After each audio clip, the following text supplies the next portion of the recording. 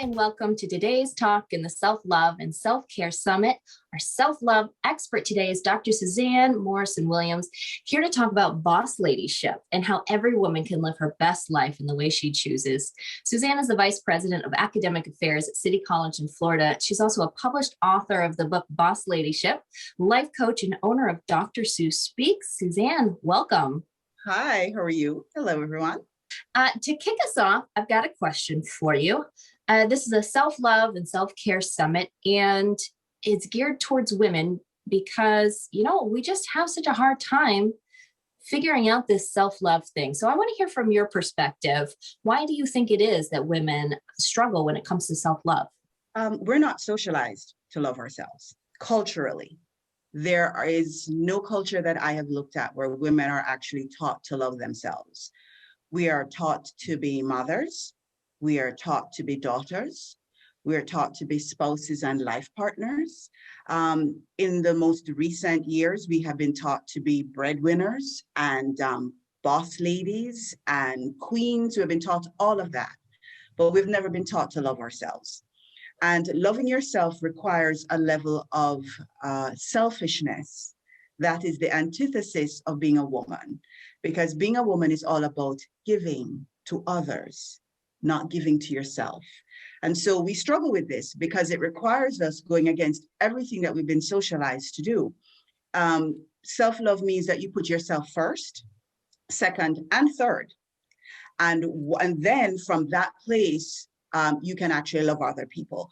But we have been taught that loving ourselves is selfish. And so we should not do that. We need to give over to other people. So part of what I do as I work with women is explain to them that being selfish is okay. It is okay for you to help yourself because, I know that, you and I have talked in the past and I've shared the story about being on the plane and that, when the oxygen mask drops down, no, we don't want to really be on a plane when an oxygen mask drops down. But if that does happen, what are the instructions that you get? You put the oxygen mask on yourself first, and then you assist other people. So we as women need to learn that. Help yourself first, and then you can help everybody else. Love yourself first, and then you can love everybody else. Absolutely. Absolutely. And this idea of self-love being selfish, we hear selfish and we think bad. Selfish equals bad. And what ends up happening is we give, we take care, we support everyone else. And what happens is we deplete what we have and they get what's left of us. They don't get the best of us. Exactly. So tell us about Bossladyship. What is it? What does it mean? How can I embody it? So Bossladyship is about women living their best lives. I have spent many, many years. Last year I had my big birthday. I turned 50 last year. Woo-hoo. And yes. So, I think I didn't really understand what turning 50 really meant. But after I turned 50, I had to sit down and think about what is it that you have learned? What is it that you've been able to accomplish? And how are you going to use that education and that knowledge to help other women? So Bossladyship, first and foremost, is about women supporting women. That's what it's all about. Because the previous question you asked me was, the struggling with self-love. And because we do not value ourselves, we don't value our education, we don't value the experiences we have, we don't value ourselves, we sometimes find it difficult to value another woman, because how can you value something in somebody else that you can't actually even see in yourself? Now, as women, we're a little bit better at seeing somebody else's value than we are at seeing our own. But the aim of Bossladyship is to allow women to value themselves. And when you value yourselves, you'll value another woman. So we see all of these things out in social media now about, queens and their crowns and helping a woman adjust her crown. That's essentially what it is. We support other women. We pay it forward. And that's one of the things I understood. I got to where I was because somebody was willing to help me. The first time I was a director, there were two women who said to me, "You just got married, you have a kid. Let me explain to you how you're going to navigate this whole professional landscape while being a mom and a wife." So that was somebody mentoring me and helping me to pay it forward. So it's women supporting women, pay it forward, and understand your own value and self-worth. Those are the 3 tenets of boss ladyship. I love it. And I think that's yet another example of, this misconception of selfishness, because, the whole oxygen mask thing, if you're able to take care of yourself, you're able to take care of others.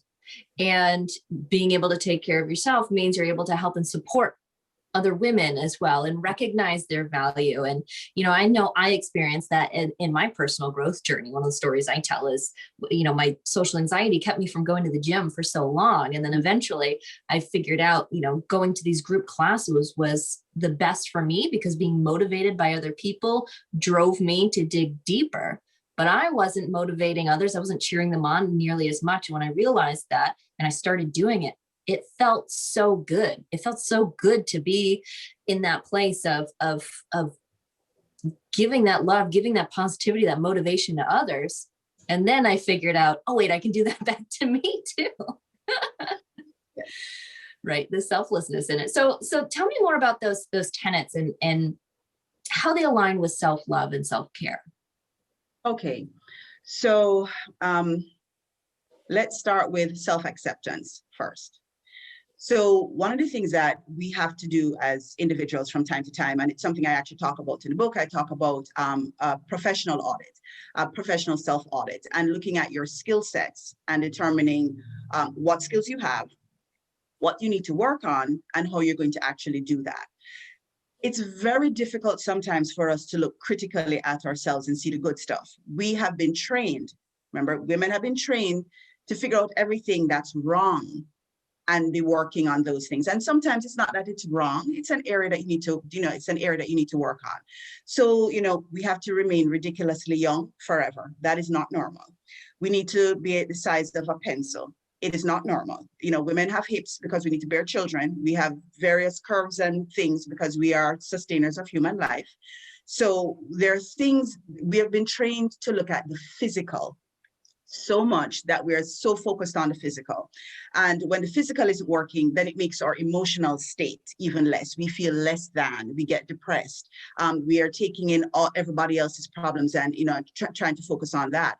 So the first thing that we have to do is accept ourselves. Accept the great things about ourselves, which usually outweigh the issues that we want to work on.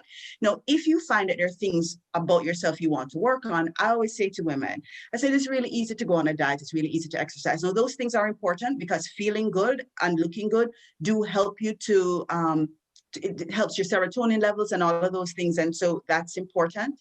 But if there are things that you have found about yourself that you are not particularly enamored with, so you have a little bit of a temper, you lack patience. Those are mine, so I just focus on those. Those are things that you work actively on. You work actively on, why is it that my temper is triggered? What is triggering it? Is there something that's underlying that I need to work on? Maybe I have some unresolved issues that I need to work through. Let's focus on that.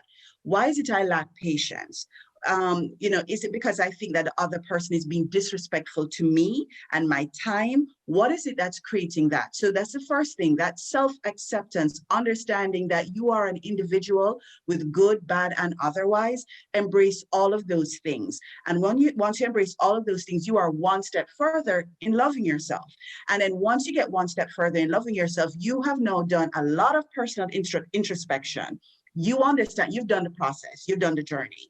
It's so much easier to help somebody else through that journey, because I'm sure in your experience, having gone through your struggles with anxiety, you probably recognize somebody else who's going through an anxiety spiral, and you can actually kind of hold on to them and go, oh, no, sweet people, not going down that road today. Maybe tomorrow, but not today. Yep. So you can help somebody, you can actually help somebody. So what I have discovered is that I understand who I am. And so I'm going to use a little bit of bad language.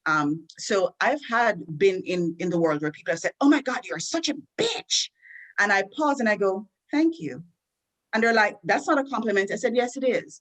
I said, because women who get that term, it's usually because they're assertive and confident. And you are not accustomed to seeing a woman who is assertive and confident. You look at it as somebody who's trying to be combative.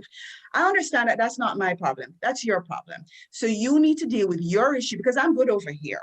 So the amount of times I've had to teach that to women and they're like, oh my God, I didn't realize that they were projecting. Yes, they were, sweetie. You do not allow somebody to derail your day and your life because they have issues that have nothing to do with you. So we've dealt with the self-acceptance, accepting yourself. You can help other women to accept themselves. And guess what happens when the two of you are accepting yourselves? You've supported each other and both of you are living your best life currently. And your best life now may not be your best life next month or next year. But let's just focus on now, because sometimes we are so focused on what's happening out there that we forget to enjoy the here and the now. So let's just focus on now.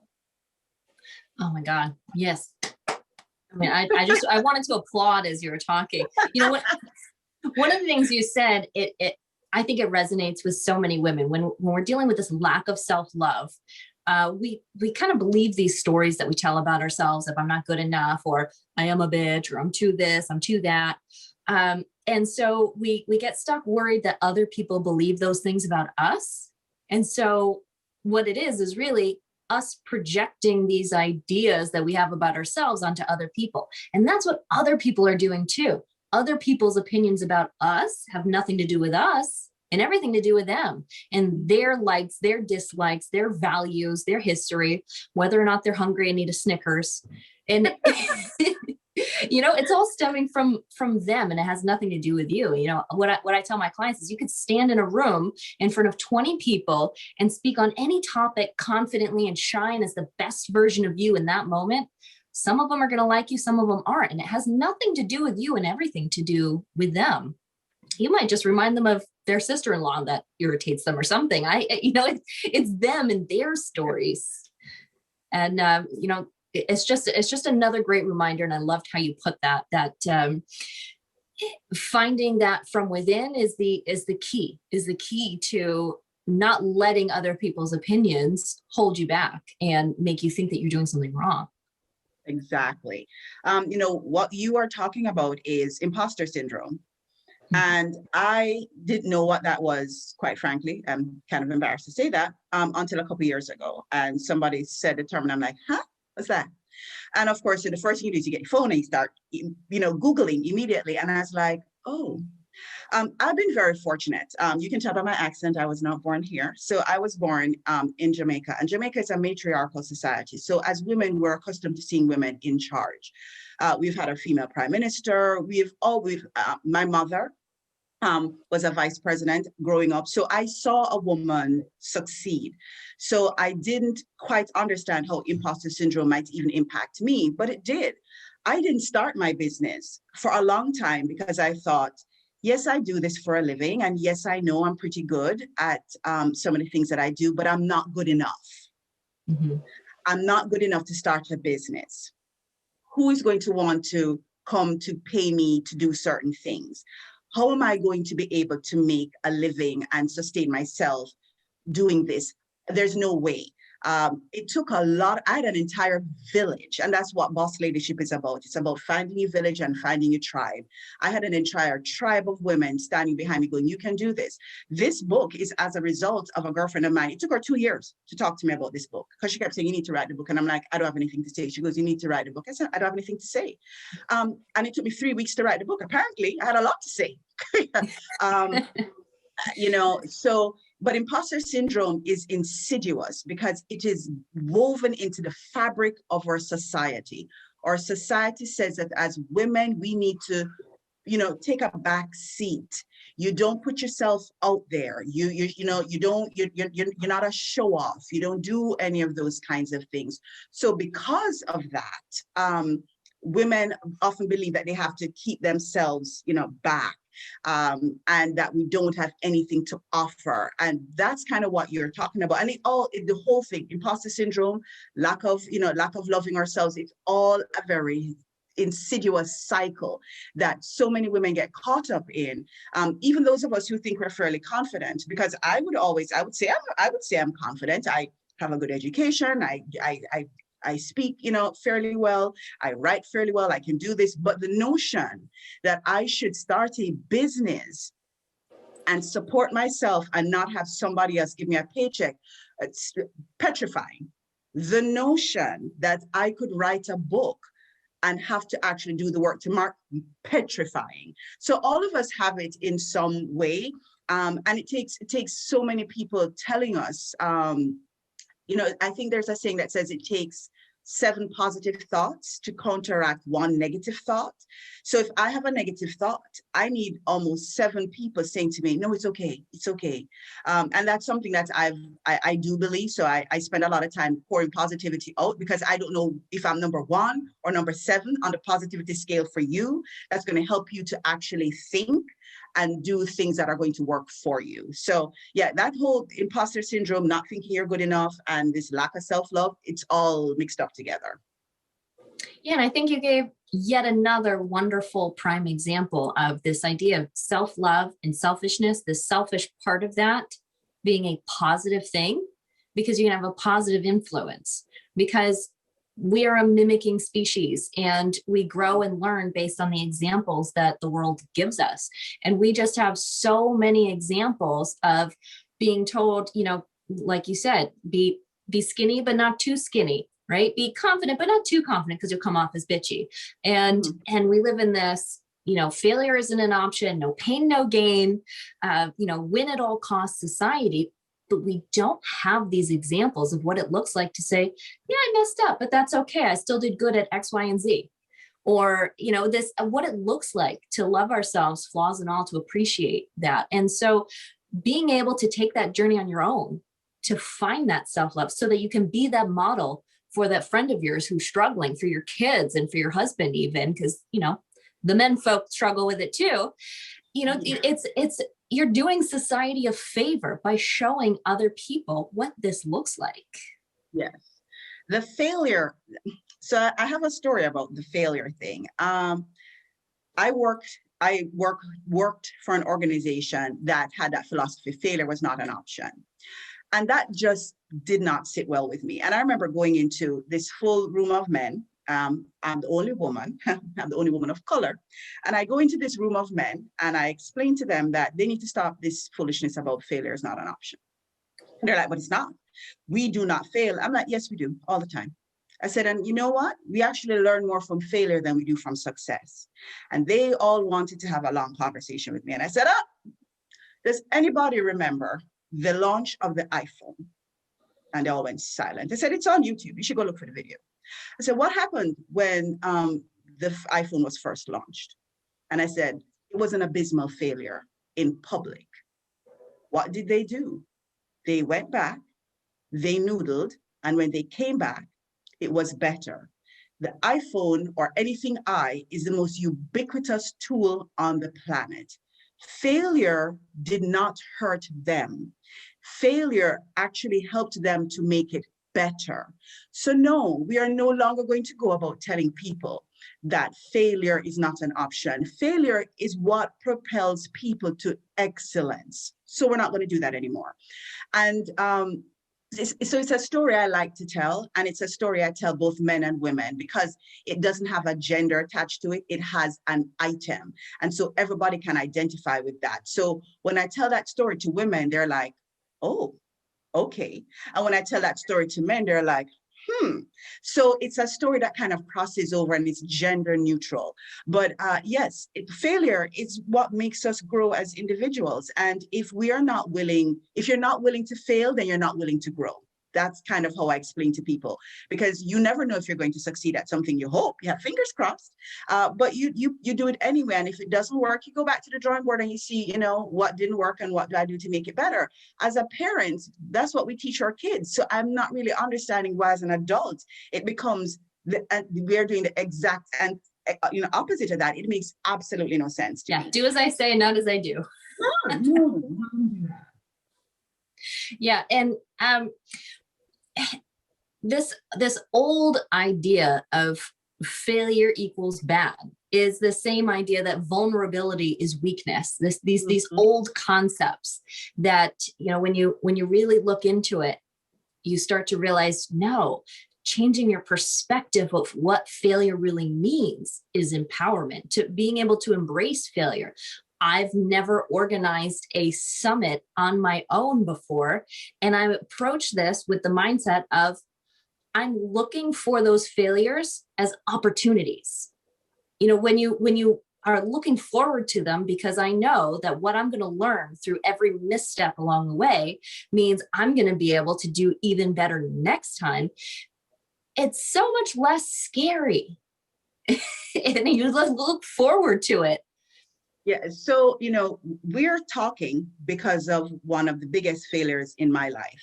So in December of 2019, my 19-year marriage came to an end. My ex-husband and I sat down in the car in a park, and we had a conversation. We're like, wow. And I've known my husband since I was 12 years old.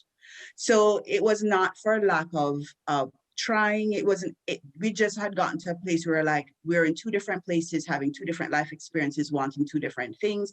And the only points on which we intersect are our son. So we're going to be the best parents. So we did it the right way. But as a woman who's a type A personality and needs to be in control of everything, that's hard. That's hard, because I see lots of people out there who I think are nowhere near as smart as me, who are very successfully navigating the world of marriage. So for me to fail was like, that's on me. I was not able to do this. What's lacking in me? And so in order for me to build a bridge to that, that's how this book got started. I needed a locus, I needed a focus. And I sat down every night writing this book, and the book I started writing was a book about, my life experiences. And then I was having a conversation with another woman author, and she goes, that's not the book you need to write. She goes, you need to write a book about strength and growth and how to get women to the next level. So this is actually what ended up happening. Best thing I ever did. Because when I was done with that, I had gotten over the first 90 days of I failed. And I had a product that had come out of this. And I had a focus of something that I needed to do. It also changed the way I parent, because I realized I'm about to have an adult. And so everything about how I thought about myself and how I thought about other women changed radically. And then I realized how blessed I am that as a woman, I could do this by myself. I did not, there are many, many women out there who need a life partner. They physically cannot do it without one. I'm able to do that. I'm strong enough. I love myself enough. There's so much I learned out of that. I became a life coach out of that. So for me, the biggest failure was also my opportunity to have my biggest glow up. So I have a whole different take on failure now, because I realize that sometimes, that saying that says sometimes you have to close a door to open a window. I felt like I shut a window and blew open some sliding glass doors. I love that. And it's such a relatable story too. And I imagine that if you heard that voice that says, oh, I'm a failure because I let my marriage fail, and you believed it, and you never came out of that, away from that, stop believing that, then you never would have gone down this path, this beautiful and empowering path that you went down. So for the woman watching this, who hears that voice that says she's a failure, says she's not good enough, says she's not worthy, she's not likable, hearing that, that bullshit self-critic voice yapping at her, keeping her back, making her feel like crap, what's your best piece of advice for her? I'm going to be very honest. You need a circle of women friends. I do not know how people exist in this world. We are humans. We are social beings.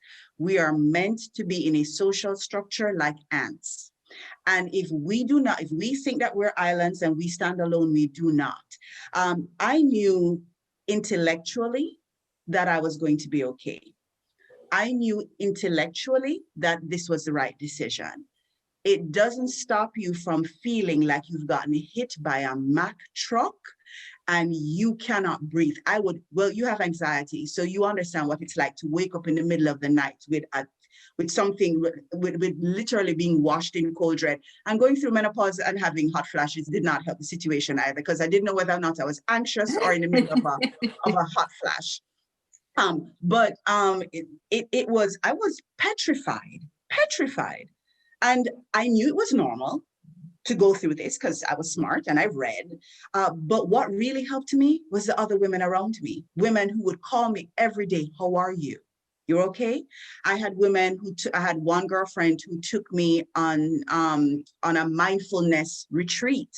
Wow, the gift that was, because that mindfulness retreat taught me, again, the selfishness that's necessary for you to boss up and be your best self. So I did that. I had girlfriends who would just take me to brunch. That was pre-pandemic. I had girlfriends who would take me to brunch. I had women who just text me every day, you good? So it was those human connections that became really important. When I say hashtag women supporting women, I mean it. I mean that as women, men cannot often help us through some of the things that we're going through because they do not have the chemistry, they do not have the biology, they do not understand our hormonal shifts, they don't get it. So you really need other women to be there for you, because that sometimes is the trigger that helps you understand, God damn it, I'm fine. I'm good. I'm going to be okay. And I just need to just figure it all out. And it's a process of figuring it out. You do not wake up one day suddenly with all the answers. You don't. Every day you learn a little bit more, and you have to be willing to do the work on yourself. You have to be willing to go through the agony. You have to be willing to, it's okay. If you want to cry, go in the bathtub, turn on the shower, cry, so you don't have to believe you're crying. It can be the water on your face.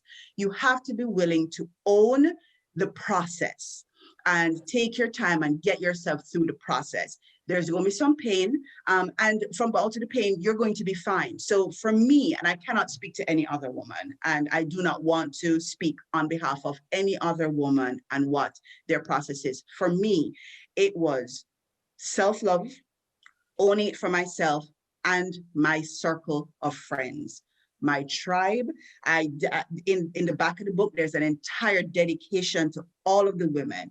And my male best friend, because my best friend actually is a guy. So I actually did have to mention him as well. But it was them telling me, you're going to be okay, Sue. You're going to make it through this. Just take it one day at a time. For some people, their faith becomes where they lean. They need to go to their church. They need to go to their synagogue, their mosque, their temple. If I know a lot of women who are Wiccan, they may need to go out into nature to do what they need to do. For other women, they need to go to therapy. They need to talk to somebody who's going to help them do the realignment. And I did an entire series on Instagram about that. I'm like, look, if you need to lie down on somebody's couch, sit across from somebody at a table, or do whatever it is that you need to do to love yourself into health, then that's what you're going to do. And screw anybody who's telling you that you should not do that. Because in my community, that would be the Black community, admitting to any kind of mental anything is looked down on. No. You are going to do what you need to do for you. Screw everybody else, because the last time I checked, they're not walking in your shoes and they're not living in your skin. And so you have to do what's best for you. And that is the thing I tell a lot of women. They're like, I'm counseling one woman through her divorce. What he said, excuse me, why do you care about what he said? I'm unaware of why we care about what he said. Is he here? No. So why are you allowing him to impact what's happening with you? No, we're not going to do that. So I realized that I was one voice. She needed more. And I really said to her, I think you need to go into group therapy. And she did, worked wonders for her. She's now bossed up. Cannot wait to sign the divorce papers, because she realized that was not a good track for her. But everybody has their own personal journey. And Bossladyship is about respecting every woman's journey and supporting her wherever she is on the journey and wherever the universe has deemed that you need to support her. Between December and August, because my divorce went pretty quickly. We decided in December. By August, our divorce was actually final, because we didn't go through all of the drama. Every single month, a different woman stepped in to help me through whatever phase I was going through. And that's the other thing. I consider myself a woman of faith. I don't like to use some other terms because they don't really work for me, but I consider myself to be a woman of faith. And I honestly believe that the universe is always going to send you exactly what you need. You just have to be willing to accept what it is. So many beautiful words of wisdom in here. Oh my God, I love you. This has been amazing. So if you're watching this and you're like, I need more, I need more from Dr. Sue. Tell us about the newsletter that everyone can get on to get more from you. Okay, so if you go to my website, drsuespeaks.com, and you sign up, where it says there's a tab at the top and it says newsletter. If you hit that and sign up to my list, you'll get the boss drop in your newsletter. Now, that is very specific to business. It is women who want to start a business. And one of the things that I realize, and you know this because you started your business and I started mine, one of the things that women struggle with is how do I know what to get started? So I'm a member of a couple of women's groups on Facebook. And I'm always appalled by women coming in to the group and going, oh, so I want to have a side hustle. What do you think I should do? Huh? No. You need to find something that you love, that you're good at, and that you're passionate about. And so the newsletter is the 5 steps to doing that. So part of it is a mini self-audit that kind of looks at what am I good at, what are the skill sets I already have, and it walks you through the process of how you should think about starting a business for you. So that if it is that you are very creative, well, am I going to make candles or am I going to make belts? Which is the one that I should go with? So it kind of walks you through that process. So that is the newsletter that is on the website. So that is specifically geared towards my boss ladies who want to figure out what kind of secondary income or primary income they want to generate for themselves. Amazing. And where can they get this book? Okay, so Bossladyship, and I actually have the smaller version. So Bossladyship is available on Amazon. And so if you go to Amazon and just type in Bossladyship, it will come up. The book is available in both Kindle as well as the paperback format. The reason that a lot of people like the paperback format is because it has the workbook actually built into it. So if you are somebody, because one of the things that we should be doing when we're working on ourselves is taking notes, keeping a little journal, because journaling is a way to growth. And as I was writing the book, I was telling women to do these things. And I'm like, so now I'm going to have these women have to get up, go get a piece of paper, write these things. No, I just build it into the book. So all through the book, and I'm a teacher. So yes, there are assignments that you have to do. So the book allows you, so you finish a chapter and you do the assignment at the end of the chapter. And so now you have your workbook actually built in. So you can drop this into your purse. It's not that thick. You can drop it into your purse. And as you're going through your day and as you make notes, you can make notes. And then the back of the book has some blank pages as well for you to, make some additional notes in there if you want to. So that's the advantage of getting the book version. It looks as if it's sold out before. And so it will be available again March 15th. So if you go ahead and place the order now, it will be shipped out after March 15th. And then there's some people who just love their Kindle. And so it's also available by Kindle. It's also less money by Kindle. So amazing. The links to all of that are going to be right below. So no worries about having to hit the search button.